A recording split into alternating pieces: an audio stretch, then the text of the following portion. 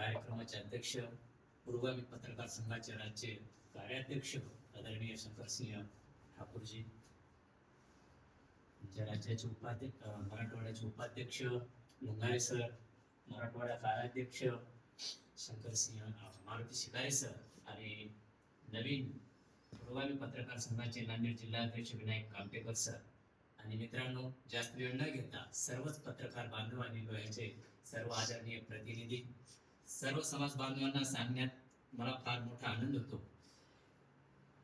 की सामाजिक परिवर्तनाच्या चळवळीतील मुखनायकाचे आपण जे काही काम करत असतो पत्रकारितेच्या माध्यमातून, यावेळेस काम करत असताना आपण कोणाच्या तरी सुखाच्या, न्यायाच्या आणि अनेक अडचणीच्या कामासाठी जेव्हा रणांगणामध्ये येत असतो, एका व्यक्तीच्या सदुपयोगासाठी आमची कलम चालल्या जाते, पण दुसऱ्यासाठी ती एक विद्रोहाची भूमिका असते. त्याच्यामधून आमच्या आणि त्याच्या नात्यामध्ये एक वैर निर्माण होत असतं.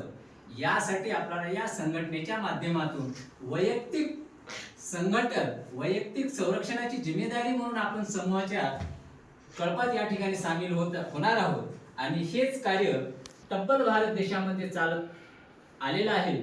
आपलं सुदैव आहे की आज ती धारा शंकरसिंह ठाकूर सरांच्या माध्यमातून आपल्यापर्यंत पोहोचलेली आहे.